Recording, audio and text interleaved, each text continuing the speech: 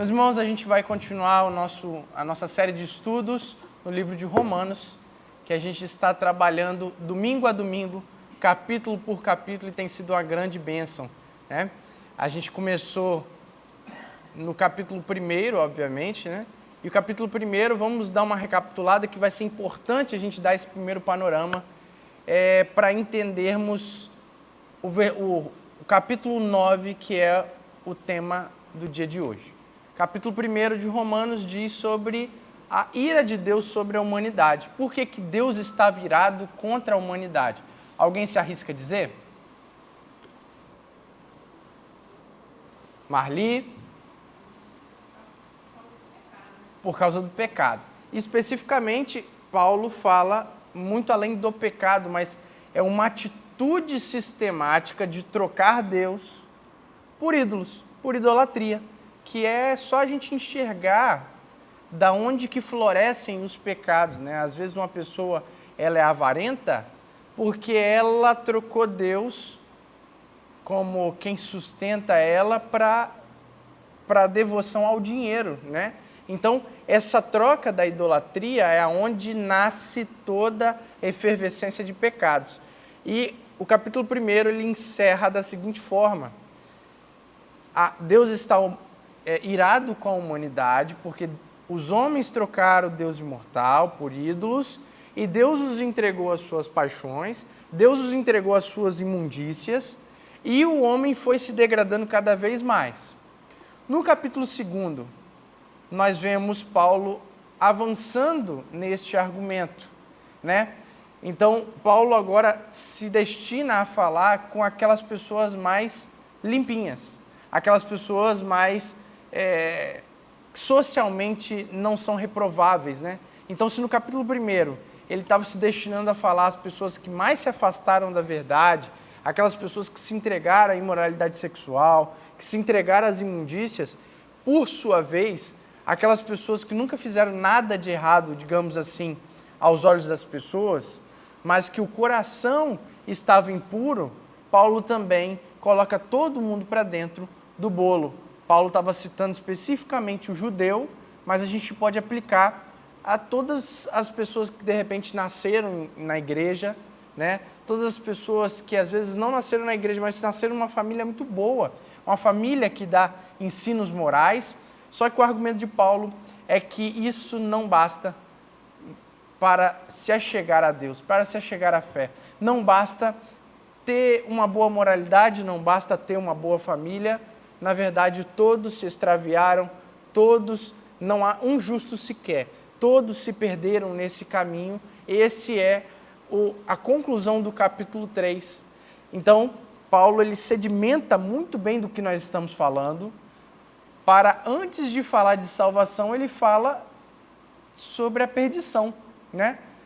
Aliás, a gente vai falar de salvação, mas salvar do quê? Se uma pessoa ela não se vê carente da graça de Deus, ou carente, né, das bênçãos de Deus, ela não precisa ser salva. E esse era o grande erro dos judeus, que olhavam para as outras pessoas que faziam mal e falavam assim, mas eu sou filho de Abraão, né? Eu sou filho da promessa de Deus, Deus me deu os oráculos de Deus, né? Que é a lei de Deus, portanto eu estou salvo. Mas na verdade Paulo ele demonstra que não importa o que você faça, todos precisam de ser resgatados por Cristo.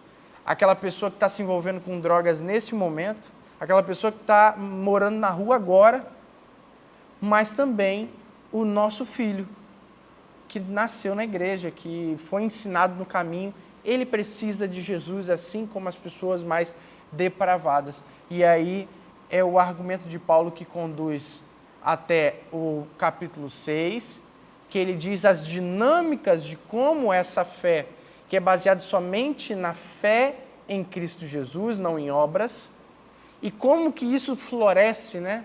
É aquele capítulo que a gente abordou sobre que diremos, pois, continuaremos pecando para que a graça aumente, né?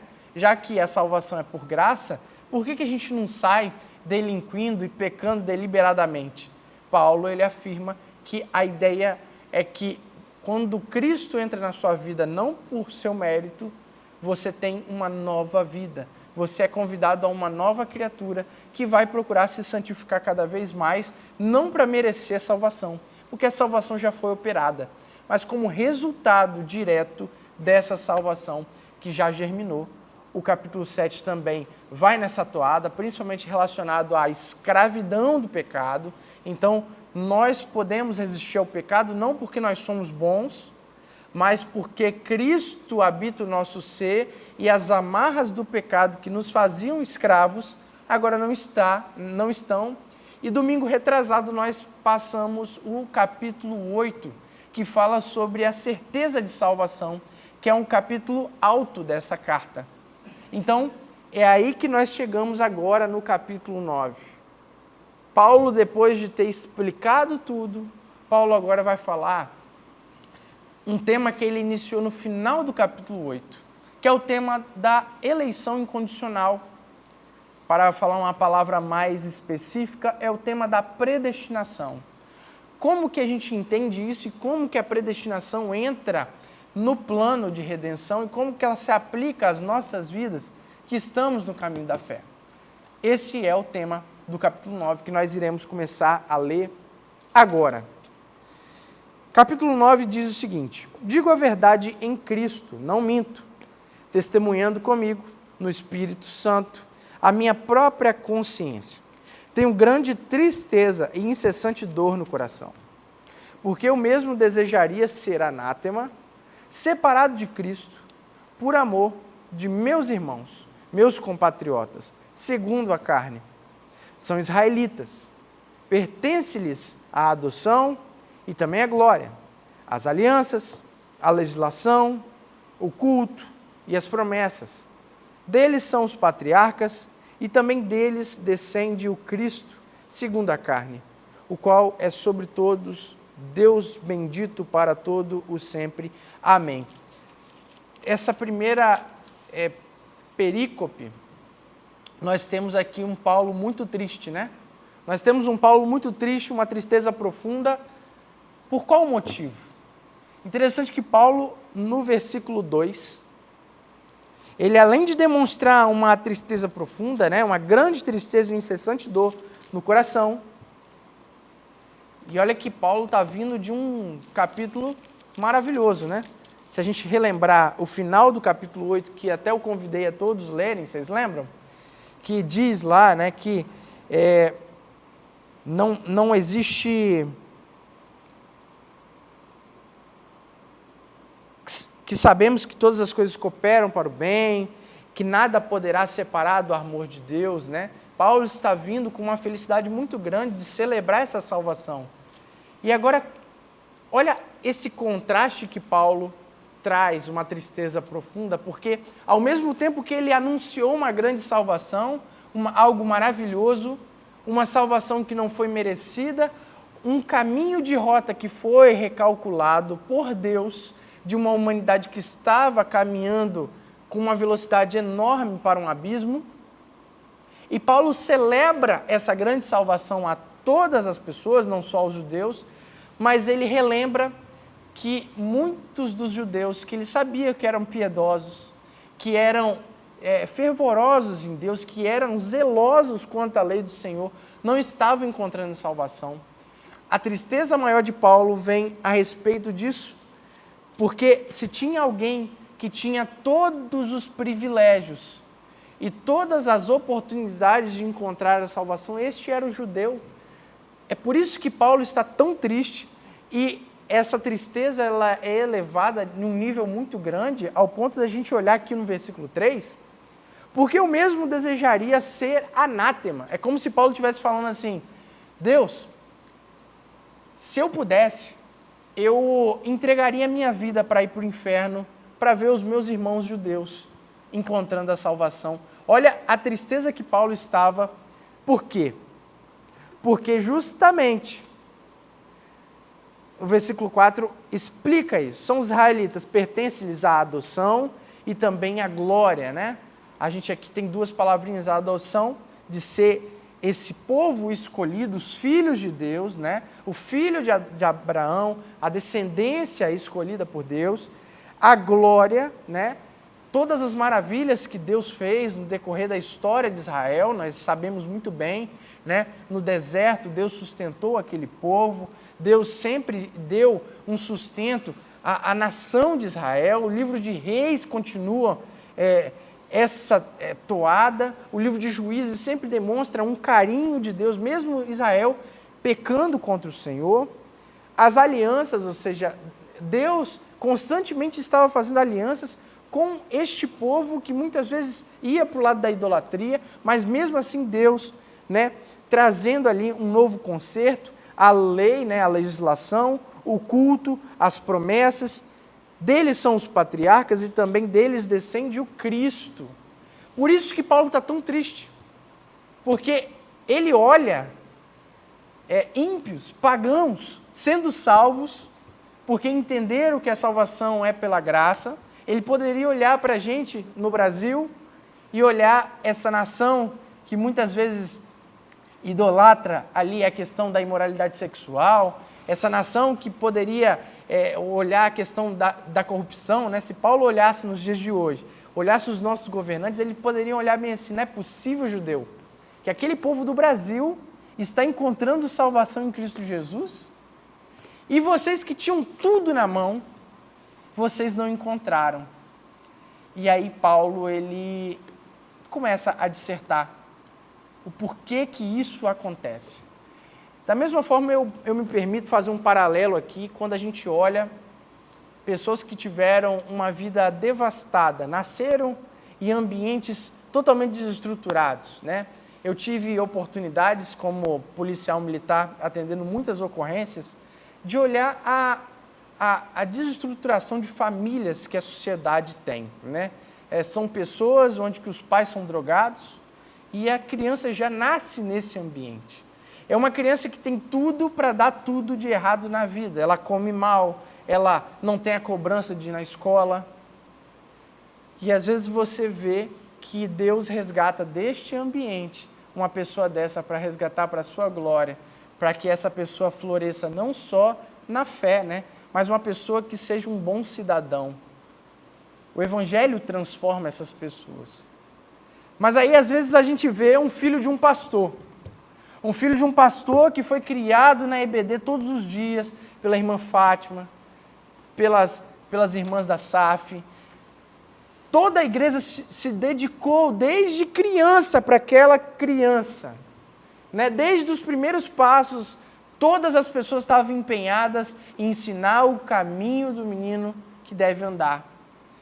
Mas o que acontece? Ele quer, porque quer, experimentar a precariedade do que são os manjares do mundo, né? Ele quer chegar na universidade e negar a fé. É a mesma coisa, com a tristeza que a gente olha esse caminho, né? Pessoas que tiveram tudo e negaram a fé, e pessoas que não tiveram nada e encontraram salvação, é que Paulo agora está afirmando. E nesse ambiente de tristeza, que alguém poderia perguntar da seguinte forma: mas Paulo, não era você que disse que a salvação era por predestinação, era por uma eleição de Deus? Você mesmo não disse que a salvação não era um poder de Deus resgatando o pecador que não queria ele?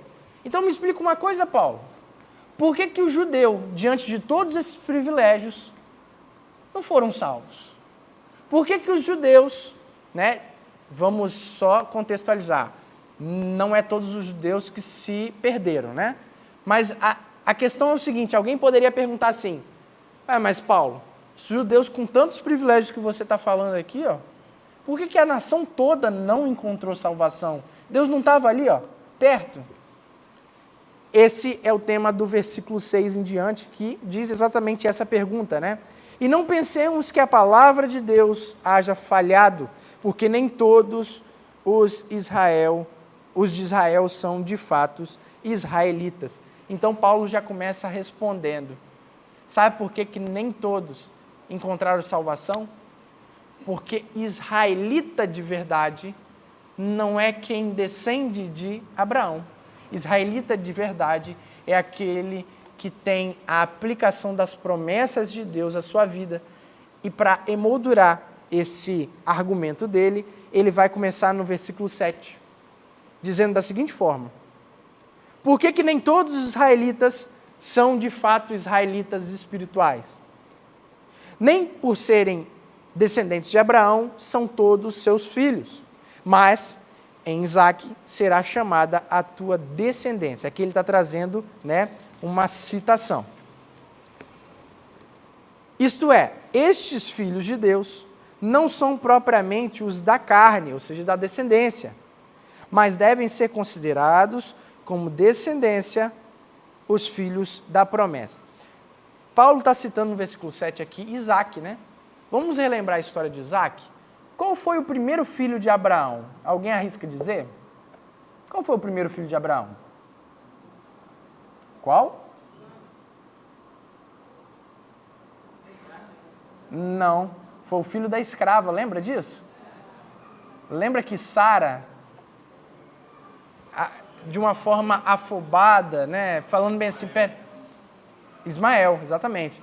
Peraí, é como se Sara e Abraão também, que é o pai da fé, isso que é incrível na Bíblia, ele olhasse bem assim, olha, Deus me prometeu que de mim viria uma grande nação. E eu sei que era a voz de Deus. Eu tenho certeza que ele prometeu, ele é fiel para cumprir.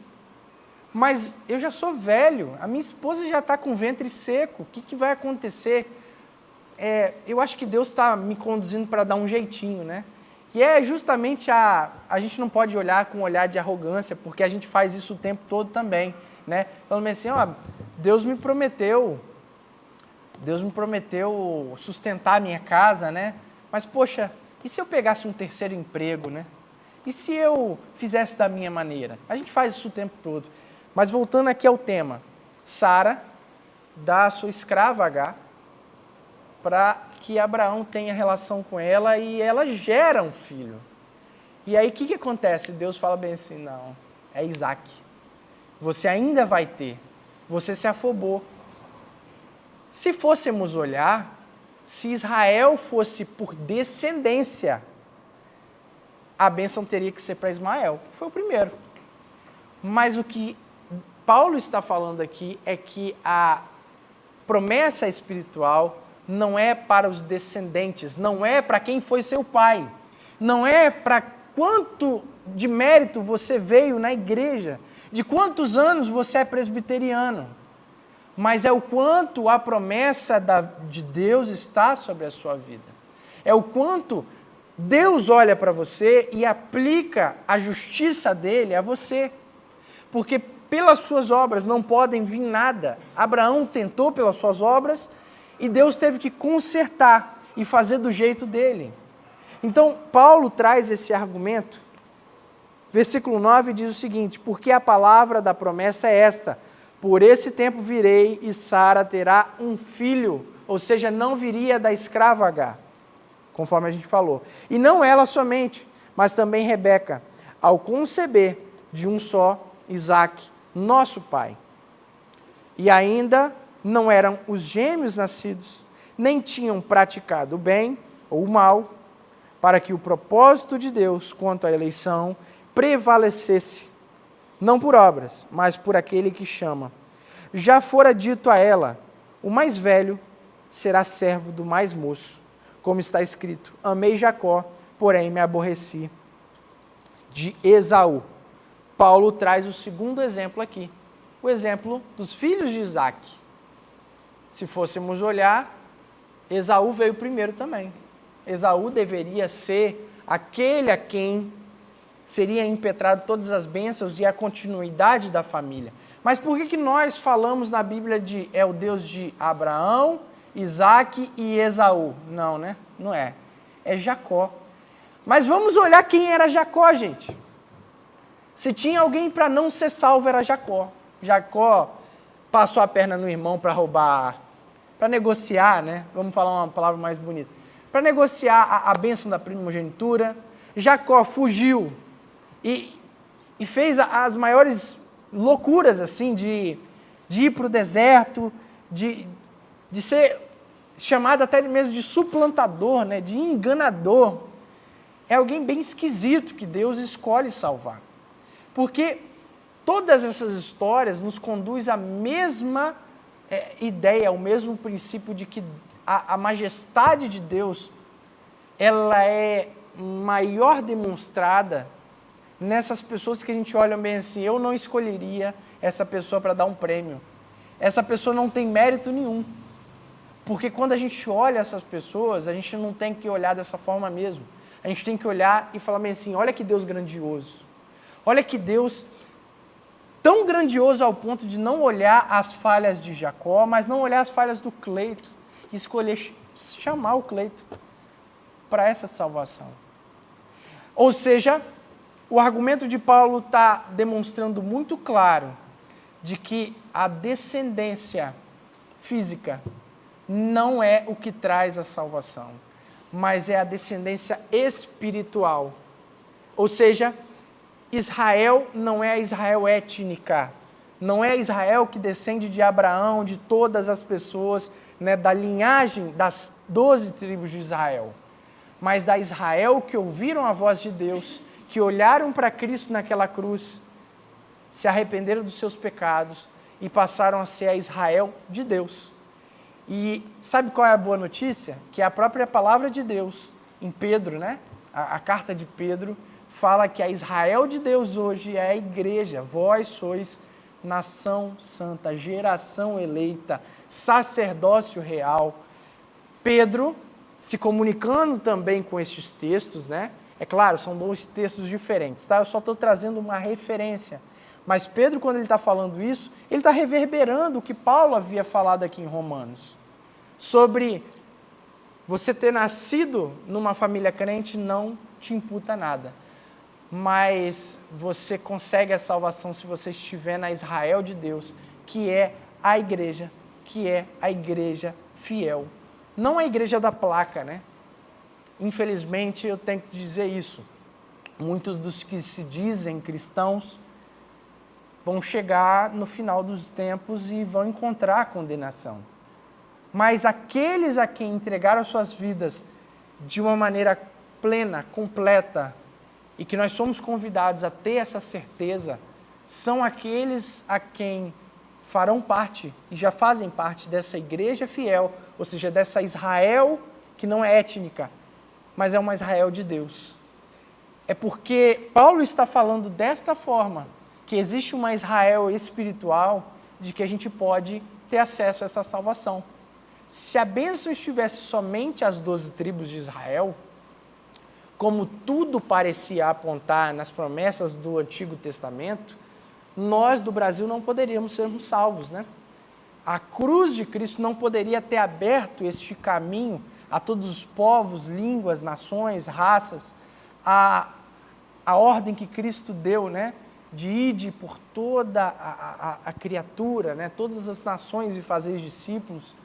É por causa que a promessa era o povo de Israel espiritual, que nós temos salvação. E, para finalizar esse período, um ponto muito especial, né, meus irmãos? Em momento nenhum, a salvação é impetrada pelo quanto os seus pais pagaram um preço, o quanto os seus pais fizeram por você, mas por uma eleição incondicional. É assim que ele finaliza, né, falando de Jacó e de Esaú. É assim que ele afirma que e ainda não eram gêmeos nascidos, nem tinham praticado bem ou mal. Já fora dito a ela, o mais velho será servo do mais moço. Como está escrito, amei Jacó, porém me aborreci de Esaú.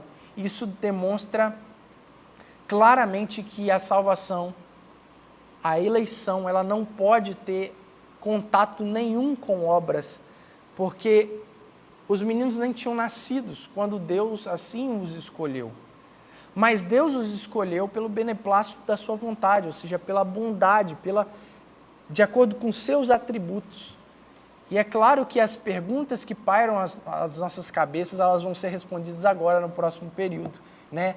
Mas espera aí, então se Deus escolhe antes da criança nascer, Deus só pode ser alguém justo, né? Meus irmãos, alguém pode pegar um copo d'água para mim? Jogo rápido. Eu esqueci de pegar. Freud. Engraçado que sempre eu comento muito isso, Deus, ele deixou tudo certo, as mínimas das coisas, as máximas das coisas, para cumprir pela palavra dele, né? Então, a pessoa muitas vezes reclama, mas está assim, está assim. E olha, o mundo vai como está escrito, como a vida de Jesus, eles questionavam com ele diziam assim, olha, o Filho do Homem vai como está escrito. E hoje, o mundo está indo como está escrito. Esse problema essas confusões, essa droga, essas violências, tudo isso, o seguinte, isso é o princípio e não tem melhor. A pessoa fala, não, vai melhorar. Eu falei, o mundo vai como está escrito. Sim. Não foge. Essa passagem aí, por exemplo, Deus já determinou, falou, não vai ser assim, acabou. E a palavra dele vai ser cumprida, né? Tem que cumprir, arrisca. Exatamente. E é essa palavra que nós precisamos, enquanto criaturas, olhar esse tipo de texto com graça no nosso coração, e a gente vai entender isso agora. De olhar bem assim, mas espera aí, isso está meio esquisito, né? Deus escolhe no ventre da criança. Olha, está no texto, a gente não pode fingir que isso aqui não está aqui, tá? Muitas pessoas às vezes tentam harmonizar, é quase que uma pessoa, ela tenta... Obrigado, tá, Elisete? Obrigado mesmo. Principalmente as pessoas que às vezes acreditam muito em perda de salvação, né? Essas doutrinas que depende muito mais de um livre-arbítrio do homem. Eu escolhi Jesus, né? Mas o texto bíblico, ele está claro aqui. E eu acho muito complicado harmonizar toda essa dinâmica de perda de salvação, de uma eleição que não é incondicional, com esse tipo de texto. Uma pessoa que ela acredita em perda de salvação, ou que ela acredita em livre-arbítrio mesmo, ela vai ter complicações, ela tem que explicar esse texto aqui. Mas o outro ponto também é verdade. Muitas vezes outras pessoas poderiam falar bem assim, tudo bem, Cleito, nós acabamos de ler que Deus predestina pessoas para a sua salvação antes delas nascerem. Está na Bíblia. É isso que eu acabei de ensinar mesmo. Mas, gente, isso não faz Deus um déspota, um ditador. Deus não faz disso alguém injusto, impiedoso. É isso que a gente vai ver nesse período, pastor, pode falar. As pessoas confundem muito o livre-arbítrio com decisão de escolhas. Como, por exemplo, eu vou para São Paulo, uma escolha minha. Vou de ônibus ou vou de avião ou vou de trem. Eu vou escolher. Você não é um robô, né? Aí as pessoas pegam a falar, eu tenho livre-arbítrio para fazer o que eu quiser, de ir para onde quiser. Mas o livre-arbítrio que a Bíblia coloca é em questão da salvação. Isso Sim. o homem perdeu lá no Jardim do Éden. Essa escolha, porque ninguém pode falar Senhor Jesus se não for pelo Espírito de Deus. Sim. E o homem a si mesmo ele não consegue se salvar. Porque, como a própria Bíblia fala, não um justo sequer, todos se extraviaram, não há quem busque a Deus. O homem natural, ele não busca a Deus.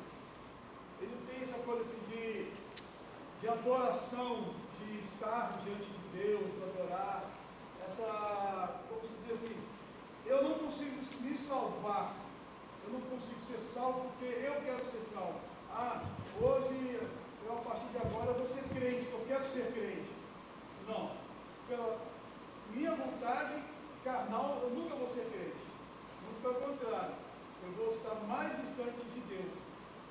Mas pelo Espírito de Deus, que atua em mim, que é essa questão da adoção, da escolha, da pregação, como falou em dizer depois, no capítulo 10, né? Como ouvirão se não há quem pregue? Sim. Né? Então, a pregação, eu tenho aquele negócio, não, porque temos que pregar, mas quem faz a obra é Deus. E quem convence é o Espírito Santo, que é o verdadeiro titular dessa obra. E tudo que o pastor falou, perceba que Olha como é que o estudo a gente está indo num estudo muito bacana, porque a gente tratou disso exatamente no capítulo 3, né? Por que que a salvação só se sustenta numa dinâmica, meus irmãos, de Deus nos escolhendo? Por que que a salvação só se sustenta baseado no que a gente acabou de ler? Que Deus escolhe as pessoas no ventre, antes de... Porque a gente está tão distante de Deus, a gente perdeu esse livre-arbítrio por causa do nosso pecado, que não é que a gente não vai a Deus, é porque a gente não quer. Para pensar, quantas pessoas que pecam e que continuam nas suas vidas e elas parecem felizes. A gente não pode cair na besteira de achar que uma pessoa que está vivendo uma insanidade da vida das drogas, muitas delas, obviamente elas estão se enganando, né? A longo prazo isso não tem sustentabilidade, mas elas acreditam estar indo num caminho. Por quê? Porque a alma dela, o ser dela está manchado pelo pecado. Está cego, exatamente, está escravo do pecado, para trazer para o estudo de Romanos, e é por isso que Deus, quando a gente fala de predestinação, quando a gente fala de eleição incondicional, nós estamos falando de graça, nós estamos falando de um presente que nós não queríamos, mas Deus, por um caráter tão bondoso, falou assim, eu não vou deixar você se perder. Mas aí, a gente chega nesse ponto. Espera aí, Cleito, você falou, a gente acabou de ler, que Deus escolhe no ventre. Mas, espera aí, isso não faz Deus alguém injusto, não? Espera aí, como é que pode Deus escolher, sendo que a pessoa nem pecou ainda, sendo que a pessoa nem nasceu? Paulo faz exatamente essa pergunta e responde agora, no próximo período, que diz sobre o versículo 14, que diz o seguinte, que diremos, pois? A injustiça da parte de Deus, qual que é a resposta de Paulo? De modo nenhum. Toda vez que aparecer de modo nenhum na Bíblia, principalmente nas cartas de Paulo, é que ele está gritando. Lembra disso? Que ele está sendo enfático, né? É uma dupla negativa. Por quê? Porque isso é um absurdo. A gente não pode colocar Deus como injusto, porque Deus é onde habita toda a justiça. Deus é santo, puro. Então, como é que isso harmoniza? Aí entra as 3 respostas que Paulo vai dar. A primeira resposta é que Deus faz o que quer. Nós, no dia que perdermos esse temor de que Deus faz o que quer e Ele é soberano, nós estaremos adorando um ídolo ou um Deus fraco que não é o Deus da Bíblia. Deus só fez tudo e só é poderoso para atender as necessidades da sua vida. Deus só é poderoso para que quando a gente vai para a nossa madrugada calada, nas nossas noites mais frias e ora para Ele, você está orando para um Deus soberano. Senão você não orava. Deus faz o que quer. Essa é a primeira resposta que Paulo dá no versículo 19 até o 21. Vamos ler? Que diz... 19 ao 21 não. Adiantei um pouco, meus irmãos. Versículo 15. Deus faz o que quer, ou seja, Ele salva quem Ele quer porque Ele é soberano. Vamos ler?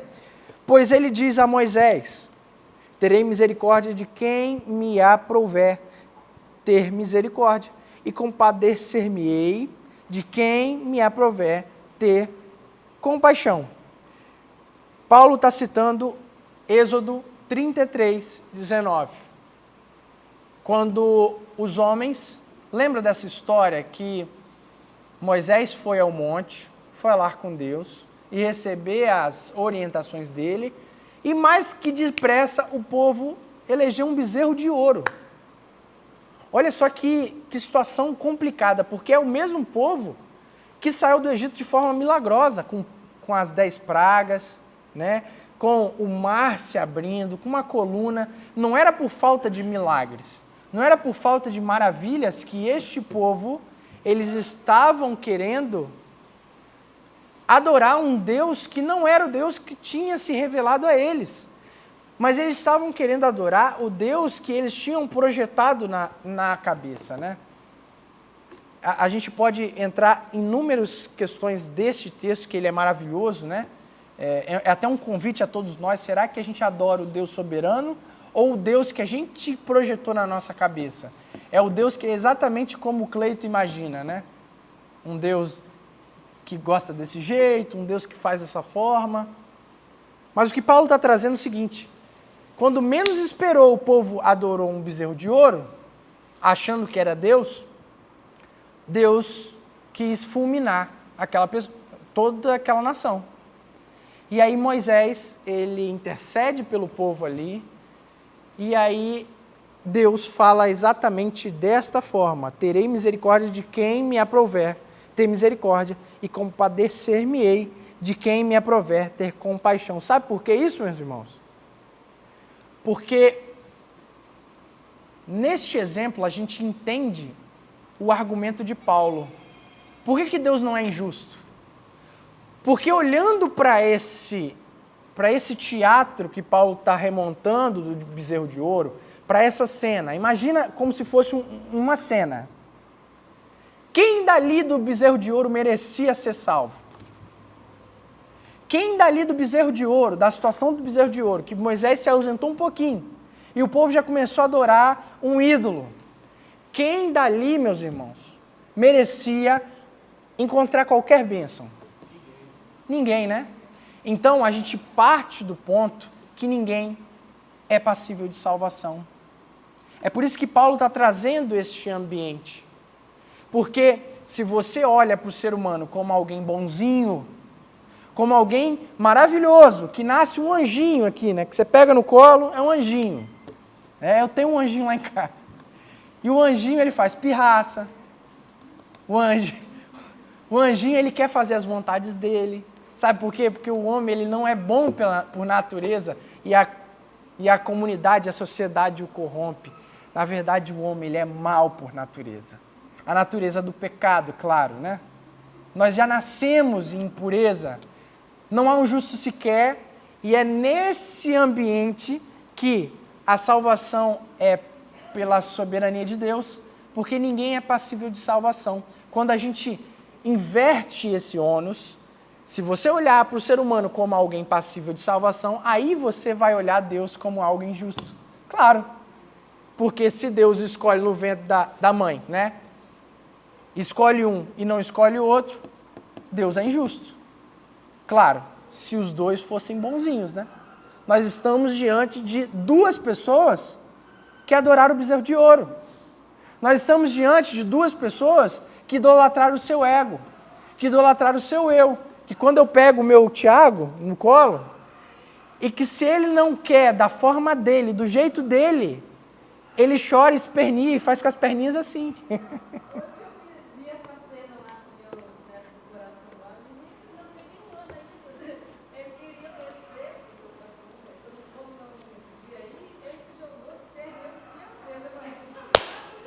Agora eu estou te falando, não é verdade isso, meus irmãos? Olha como é que a palavra de Deus ela é maravilhosa, porque a gente está vendo isso na prática. A gente enxerga aqui as verdades bíblicas, mas a gente enxerga isso no nosso dia a dia. Meus irmãos, ninguém é passível de salvação, por isso que Deus não é injusto quando Ele predestina alguns. Deus não é injusto quando aquela cruz do Calvário não salvou a humanidade toda. Acredite, inferno existe. Inferno virá. Afinal de contas, quantas injustiças nós temos no mundo? Olha só, se o mal não precisa ser pago. O mal precisa ser pago e homens que não encontraram o passaporte em Cristo Jesus haverão de dar conta dos seus pecados. E nós daremos conta dos nossos pecados também, com a diferença que nós vamos olhar bem assim: Jesus, essa é a hora que eu não posso fazer nada. Na verdade, nós não merecemos nada, nós merecemos a ira de Deus. E a misericórdia de Deus, não todos os dias de manhã Ele é sobre nós não Você entendeu tudo, Freio? merece nada não. É exatamente. E o 16, ele coroa esse argumento. Assim, pois, não depende de quem quer ou quem corre, mas de usar Deus a sua misericórdia. Ou seja, ninguém vai chegar no céu e olhar bem assim: olha, eu cheguei aqui pelo meu mérito. Não. Você vai chegar no inferno pelo seu mérito. O inferno é o lugar de meritocracia. O inferno é a justiça de Deus. O céu está com Cristo no novo céu e nova terra, vai ser pelo único mérito exclusivo daquele sacrifício, daquela cruz. Por isso que a gente canta, sim, eu amo a mensagem da cruz. Porque sem cruz não há salvação. Sem cruz não há caminho para essa humanidade pecadora que já nasce no pecado. Por isso que Deus não é injusto. Porque a predestinação não está passível a seres humanos bons. A predestinação está passível a seres humanos maus, que se achegam a Ele. A gente vai entender agora mais ainda essa dinâmica. O 17 e o 18 dá o segundo argumento por que Deus não é injusto. Porque Deus também, assim como Ele salva quem quer, Ele condena quem Ele quer. Vamos ler? Porque a Escritura diz a Faraó: para isto mesmo te levantei, para mostrar em ti o meu poder e para que meu nome seja anunciado por toda a terra. Logo, tem Ele misericórdia de quem quer e também endurece a quem lhe apraz. Meus irmãos, o endurecer aqui, esse verbo, ele é o mesmo verbo que a gente leu no capítulo 1 de Romanos. Lembra que Deus os entregou às paixões infames? Então, o homem, ele está indo por um caminho. Ele está indo por um caminho de perdição, por quê? Porque todos pecaram e estão destituídos da glória de Deus. Todos estão indo por um caminho de um abismo. O que impede do homem se endurecer é a graça de Deus. Não é meramente a vontade de Deus falando assim, haha, agora eu sou alguém maldoso e vou te tacar no fogo do inferno. Não, a gente quer o inferno, infelizmente. A humanidade caída, embanhada no seu pecado, ela quer o inferno.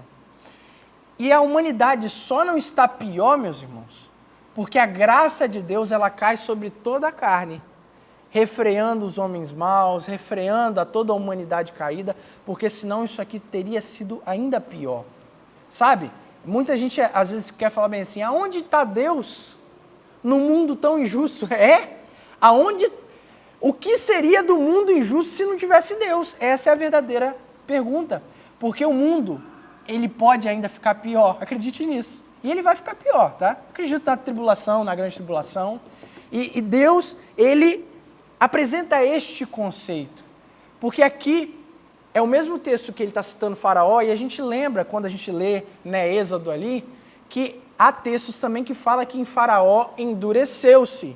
Ou seja, Faraó estava com vontade de não deixar o povo de Deus ir, mas ao mesmo tempo é Deus que endurece, que permite esse endurecimento. É como se Deus, e a gente explicou isso no capítulo 1, não sei se vocês lembram, que Deus olhando uma humanidade que escolhe rejeitar Deus, Deus fala bem assim, olha, você quer me rejeitar? Como aquele pai para aquele adolescente emburrado, né? Aquele adolescente que acha que os adultos estão falando sempre besteira, que os pais sempre falam besteira. Aí o adulto, o pai, vira e fala bem assim, você quer ir? Vai. Vai e vamos ver até que horas isso dura. E aí a pessoa volta depenada, volta destruída. Por quê? Porque para você se perder, é só Deus deixar você ser você. Para que eu me torne alguém desprezível, é só a graça de Deus parar de agir na minha vida. Essa é a toada deste texto. A gente tem que entender, Isaías 45, quando Deus faz a escolha, ele diz que ele escolheu Ciro para tirar o seu povo do Egito, ou tirar o seu povo da Babilônia. Da Babilônia. Tirou Ciro para poder restaurar Jerusalém. Olha, para a gente entender essa questão da soberania de Deus, a gente vê que Paulo está respondendo aqui mesmo. Deus, quem Ele quer, da maneira como Ele quer. Quando a gente olha para a Bíblia e fala assim, feliz a nação cujo Deus é o Senhor. A gente acha, o pessoal confunde demais, achando que é um governante crente que a gente precisa para poder governar o país. Não, não é um governante crente. Deus pode usar um ímpio para abençoar o seu povo, né? Como ele usou Ciro. Ciro não era um homem convertido. Não. Mas Deus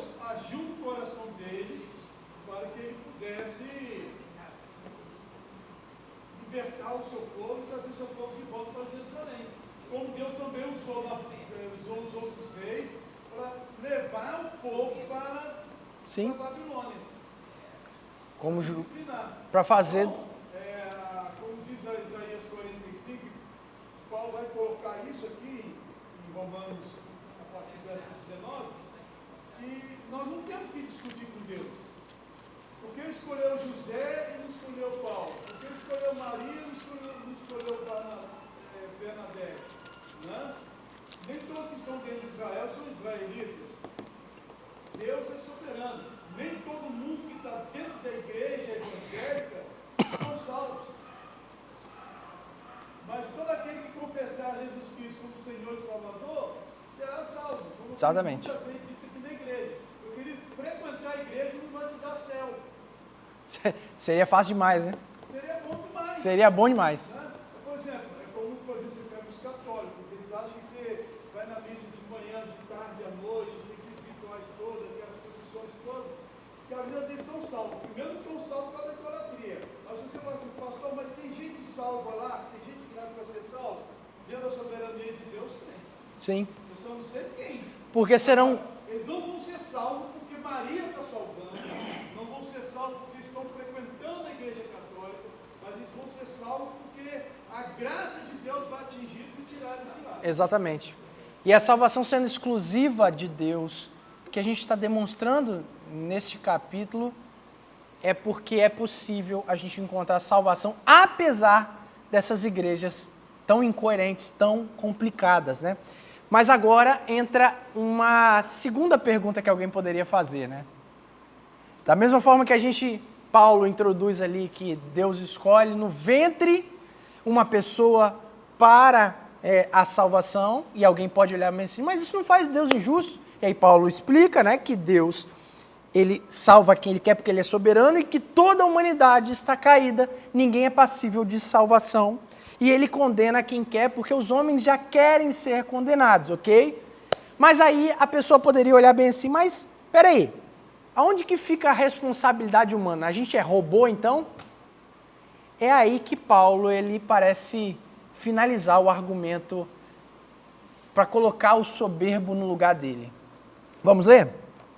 Tu, porém, me dirás, de que se queixa ele ainda? Pois quem jamais resistiu à sua vontade? Ou seja, ele está demonstrando o seguinte, mas espera aí, então por que Deus se queixa que as pessoas, por que Paulo está apresentando que Deus está irado com a humanidade, que o rejeitou? Por que Deus então está triste com os que não encontraram salvação, se é Ele mesmo que encontra a soberania? Aí Paulo ele tem um argumento que é maravilhoso, né? Que diz o seguinte, quem és tu, ó homem, para discutires com Deus? Porventura, pode o objeto perguntar quem o fez? Por que me fizeste assim? Antes de tudo, é necessário introduzir uma única explicação aqui. Deus não está condenando as perguntas, tá, meus irmãos? Tanto é que Paulo respondeu de bom grado as outras perguntas que ele está desenvolvendo nessa carta. Mas parece ser aquela pessoa que ela não quer calar a boca. Falar um português mais claro. Ela não quer compreender que a verdade do Evangelho ela é muito complexa para a nossa humanidade, que é finita. Chega um momento, meus irmãos, que nós não podemos ser soberbos ao ponto de olhar a Deus e sair fazendo perguntas, sendo que as respostas não cabem na nossa mente limitada de ser humano. Como Deus, ao mesmo tempo é três pessoas. Meus irmãos, não cabe a mim tentar ficar explicando as minúcias. É claro, irmãos piedosos do passado fizeram grandes avanços teológicos nisso, mas no final mesmo, nós só iremos compreender, se Deus quiser, no porvir. E a dinâmica da salvação é esse mistério também. E nós não podemos perder esse ente do mistério de Deus para com a nossa predestinação, para com a nossa eleição incondicional. Sabe por quê? Porque eu sei o quão eu não sou passível de ser escolhido. Mas eu sei também que o meu chamado, ele não foi de mentira, eu não fui robô. Como é que harmoniza isso? Eu posso te dizer uma coisa. É nesse momento que a gente, diante de um Deus tão supremo, tão bondoso, mas tão justo também, que nós olhamos para essa grandiosidade e nos ajoelhamos. E as nossas perguntas, elas se cessam. É isso que Paulo está tentando demonstrar. Peraí, você é o barro. Um barro não pode olhar para o oleiro e falar bem assim, ô oleiro, você não vai fazer dessa forma, não? Ah, quem é você? Quem é o barro? E parece, eu volto a dizer, parece ser aquela pessoa que até mesmo para justificar suas impiedades, né, justificar o seu caminho pecaminoso, é a pessoa que ela sempre tem mais uma pergunta, mas isso e isso?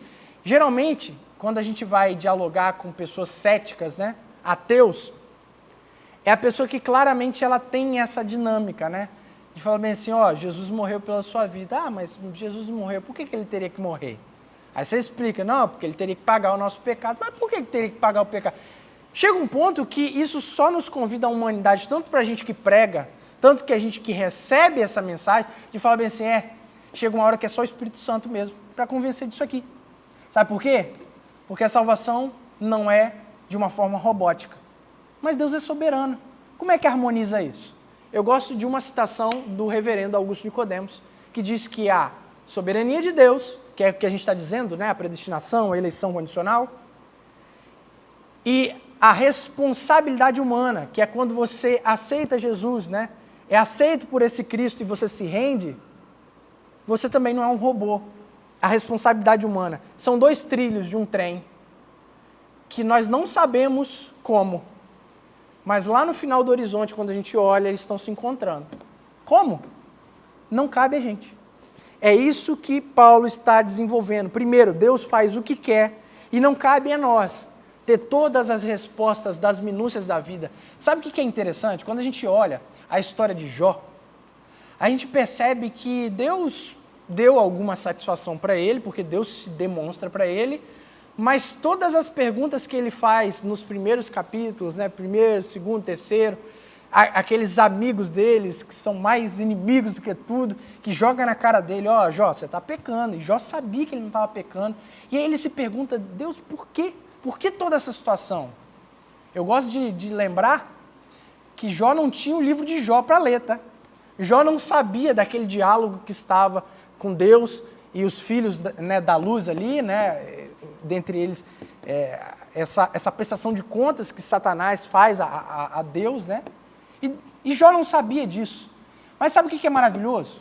No final do livro de Jó, nós temos uma dinâmica que Deus não responde. Pelo contrário, Deus faz exatamente o que ele está fazendo aqui. Onde estava você, Jó, quando eu criei todas as coisas? Onde estava você quando eu instituí este mundo? Olha a minha grandeza. E Jó, diante dessa visualização de Deus, o único caminho é se ajoelhar e falar bem assim, muito obrigado, Deus, porque eu não entendo todas as coisas, e todas as coisas nem sempre vão fazer sentido, mas eu estou dentro do barco. O Senhor olhou para mim de uma forma tão especial e me salvou. Isso é o que importa. Isso é o que importa. É isso que nos dinamiza a gente pregar o Evangelho. É isso que faz a gente se santificar cada vez mais. Por causa da majestade de um Deus, que mesmo a gente não entendendo todas as coisas, Ele escolhe nos salvar. Vamos dar uma adiantada? A gente já vai para o final. Então, do 19 ao 21, que diz exatamente essa dinâmica, né? Deus faz o que quer, né? A presunção do homem, não há caminho nisso. Quem és tu, ó homem, para discutires com Deus? Porventura, pode o objeto perguntar, a quem fez? Por que me fizeste assim? Ou não tem o oleiro direito sobre a massa, para do mesmo barro fazer um vaso de honra e outro para desonra? Só um pequeno detalhe aqui. Percebe que ele fala sobre o barro? Do mesmo barro, um vaso para desonra e um vaso para honra. Porque a honra está no oleiro, a honra não está no vaso. Porque é o mesmo barro, é a mesma natureza caída, é a mesma humanidade caída. Do 22 e 23, ele diz o seguinte: Deus faz tudo para a sua glória. É por isso que nós não podemos ser presunçosos de falar e querer todas as respostas. 22 e 23. Que diremos, pois, se Deus, querendo mostrar a sua ira e dar a conhecer o seu poder, suportou com muita longanimidade os vasos de ira preparados para a perdição, a fim de que também desse a conhecer as riquezas da sua glória em vasos de misericórdia, que para a glória preparou de antemão. Ou seja, Deus tanto condena as pessoas para a sua glória, porque ali ele demonstra a sua justiça, a justa justiça de Deus. Eu estou sendo redundante de propósito, porque Deus é santo, puro, e nós somos pecadores. Como é que fica isso? Deus está demonstrando a sua glória quando condena pessoas para o inferno. Mas Deus também demonstra a sua glória diante da graça maravilhosa e da misericórdia de Deus com a salvação. É isso que nós acabamos de ler. O 24 ele continua desenvolvendo, 24 até o 29, vamos ler? Os quais somos nós, a quem também chamou, não só dentre os judeus, aleluia, hein? Não só dentre os judeus, nós estamos aqui, hein? Mas também dentre os gentios, assim como também diz em Oséias: chamarei povo meu ao que não era meu povo, e amada a que não era amada. E no lugar em que se lhes disse, vós não sois meu povo, ali mesmo serão chamados filhos do Deus vivo.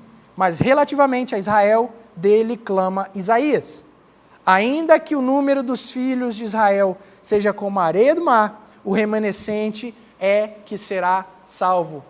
Isso faz o link com o início do capítulo 10, do capítulo 9 que a gente acabou de ler.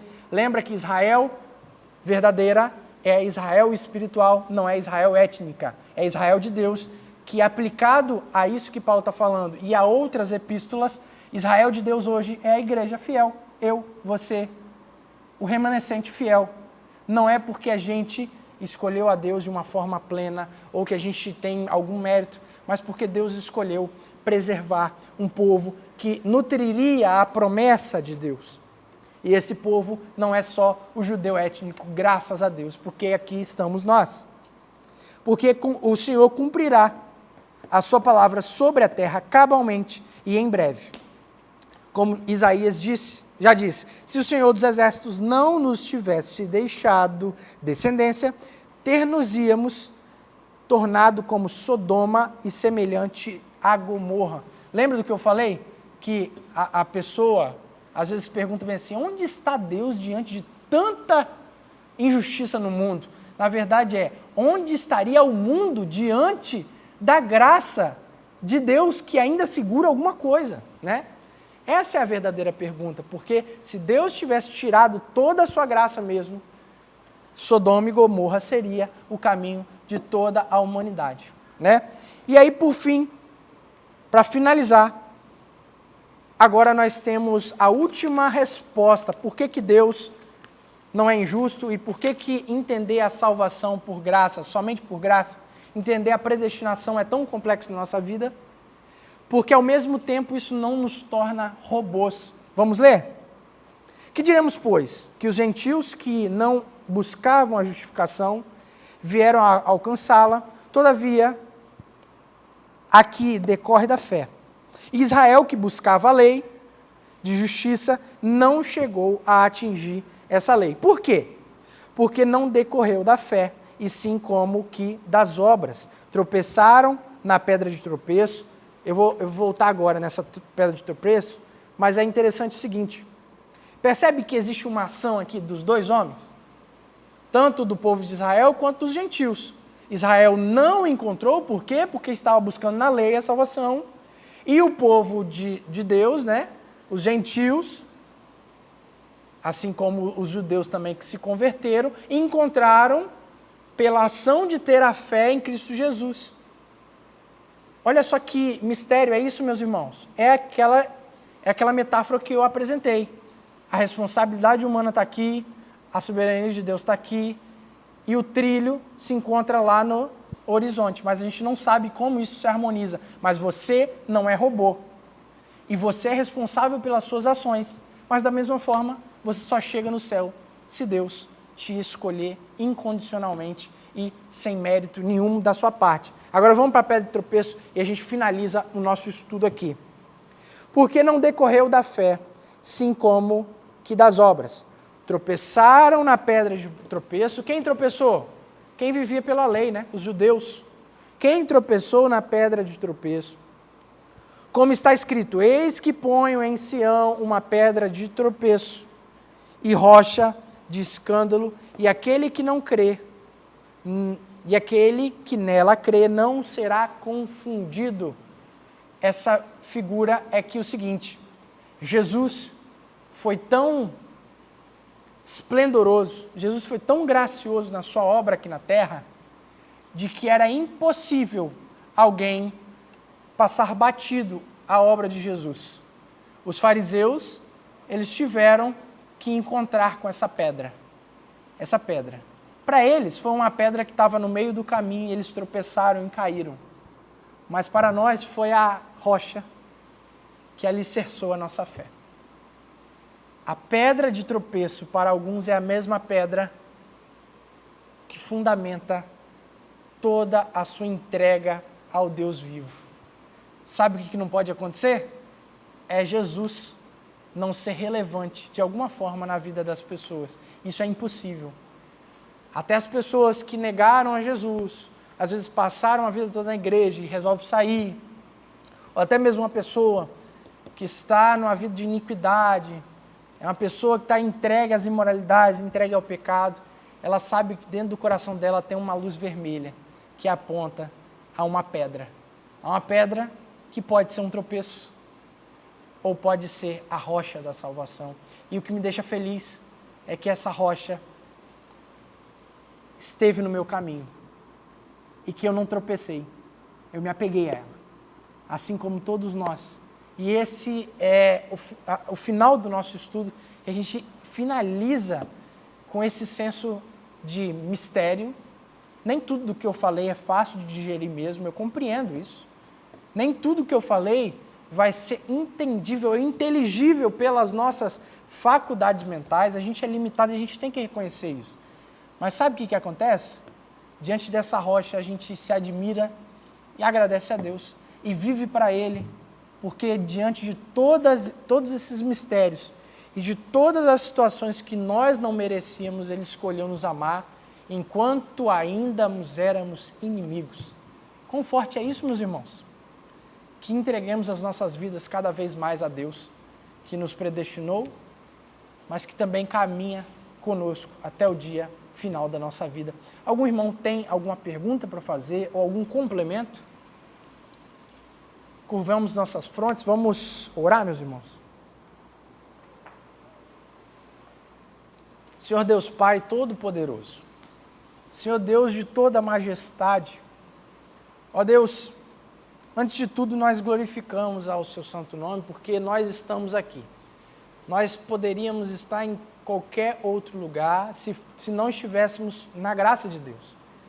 Mas na graça de Deus, a dinâmica ela muda um pouco, porque para quem iremos nós, se só Tu tens palavras de vida eterna? Meu Deus, nós estamos aqui não por uma tradição, um ritual social, mas estamos aqui porque a Tua palavra é o que nos alimenta. Não existe maneira melhor de começar o dia do Senhor aos Teus pés, caminhando contigo, nutrindo a Tua palavra e glorificamos a Deus por tão grande salvação. Salvação essa que a gente leu aqui, que em todos os aspectos a gente não vai conseguir entender. Ó Deus, mas muito obrigado por assim mesmo, porque diante da minha pequenez, diante da minha finitude, o Senhor que é infinito escolheu me salvar, escolheu caminhar comigo, mesmo não respondendo todas as respostas, mesmo não fazendo do jeito que eu quero, mas o Senhor faz do jeito que eu preciso. O Senhor me dá tudo o que eu preciso. Ó Deus, confirma nos nossos corações, da mesma forma que nós lemos aqui no capítulo 9 sobre a soberania de Deus, mas no capítulo 8 nós lemos que nós podemos ter certeza da nossa salvação. Então opera nos nossos corações essa certeza inabalável de que eu fui escolhido. Eu fui escolhido, não por mérito meu, mas eu fui escolhido, eu sei disso. Opera, Deus, no coração de cada um dos irmãos essa certeza inabalável, que impele cada vez mais a pregar o Evangelho, cada vez mais se santificar. Ó Deus, santificado seja o Seu santo nome, pela grande salvação e pela sustentação na Tua obra. Abençoa, Deus, os nossos afazeres agora, no dia do Senhor, que a gente possa abençoar a nossa família, abençoar os nossos afazeres e que mais tarde a gente possa estar aqui com toda a energia, com todo o amor no nosso culto de adoração mais tarde. É o que te pedimos em nome de Jesus. Amém.